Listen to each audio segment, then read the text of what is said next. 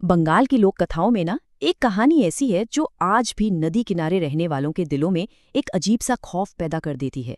और वो कहानी है मेछो भूत की। कहानी की शुरुआत होती है भुवन यानी कि उस बंगले के केयरटेकर की इस एक लाइन से। अब ये सुनने में तो एक सलाह लगती है ना, पर असल में ये एक चेतावनी है। ये शब्द ना हवा में एक अनकहा सा खतरा घोल देते हैं और हमें ये एहसास दिलाते हैं कि इस खूबसूरत दिखने वाले नज़ारे के पीछे कुछ बहुत भयानक छिपा हुआ है। चलिए, तूफानी आगमन। रात एकदम अंधेरी, तूफानी और नदी के किनारे पर है एक बिल्कुल सुनसान सरकारी बंगला। इसी माहौल में शहर से एक परिवार आता है जिन्हें कह सकते हैं बिल्कुल अंदाजा नहीं है कि वो किस खतरे के दरवाजे पर दस्तक दे चुके हैं। अच्छा, मेछो मतलब मछली से जुड़ा हुआ। तो ये एक ऐसी आत्मा है जिसकी भूख, वो भी सिर्फ कच्ची मछली के लिए, कभी नहीं मिटती। और यहीं पर कहानी में पहली बार कुछ ऐसा होता है जो किसी के भी दिमाग को चकरा दे। परिवार वाले भुवन को नदी के पास टहलते देखते हैं और कुछ ही पल बाद वही भुवन बंगले पर हाजिर। वो कहता है कि वो दूसरे रास्ते से आया, पर एक ही इंसान एक ही समय पर दो जगहों पर कैसे हो सकता है? बस यही सवाल परिवार के मन में शक का पहला बीज बो देता है। जरा इस बात पर गौर कीजिए। अगली सुबह जब वो उठते हैं तो कीचड़ में पैरों के निशान देखते हैं, पर ये निशान नदी की तरफ जा नहीं रहे हैं, बल्कि नदी से निकलकर सीधे घर की तरफ आ रहे हैं। जैसे मानो कोई चीज रात के अंधेरे में पानी से निकली और सीधे उनके घर में दाखिल हो गई। ये ख्याल ही अपने आप में कितना डरावना है। अब सवाल तो उठेगा ही, ये निशान उल्टे क्यों है? मतलब नदी से दूर की ओर। ऐसा भला कैसे हो सकता है? क्या कोई उल्टा चल रहा था या फिर बात कुछ और ही है?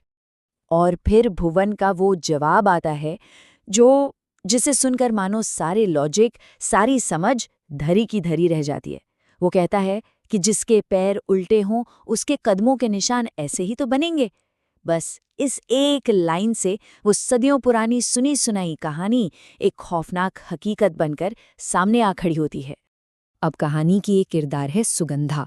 उसे नदी किनारे एक लड़की मिलती है। बड़ी बड़ी काजल लगी आंखें, घने बाल, मतलब वो बेहद खूबसूरत है।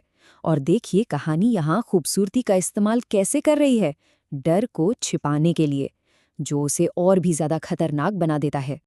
और फिर वो लड़की एक बहुत ही अजीब और खास मांग करती है, मुझे मच्छी चाहिए।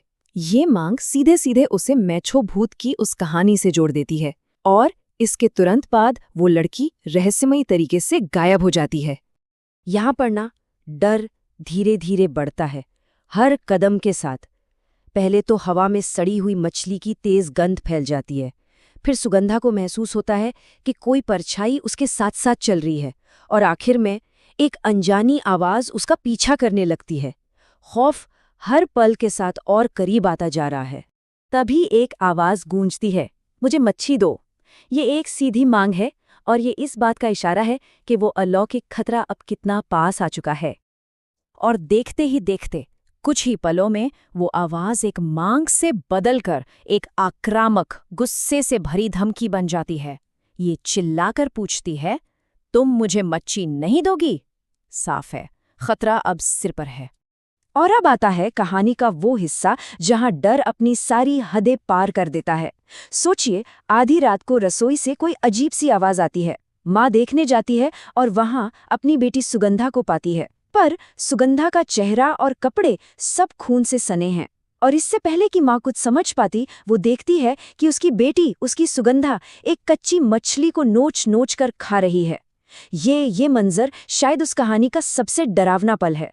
और अंत में सुगंधा के मुंह से ये शब्द निकलते हैं, पर यह आवाज उसकी नहीं लगती, इसने मुझे मच्छी खिलाई, अब मैं इसके साथ रहूंगी। बस इन शब्दों के साथ कहानी अपने क्रूर और दुखद अंत पर पहुंच जाती है। उस आत्मा ने अपना मकसद पूरा कर लिया है।